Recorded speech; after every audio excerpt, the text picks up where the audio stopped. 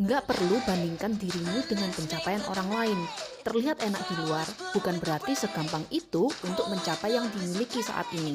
Bermimpi suatu saat akan menjadi sepertinya, bahkan lebih, itu sah-sah aja. Yang penting tuh adalah eksekusinya. Jangan hanya jadi pemimpi, tapi jadilah seorang dream maker. Nggak peduli kondisi hari ini seperti apa. Turunkan ego untuk menjemput sesuatu yang lebih besar.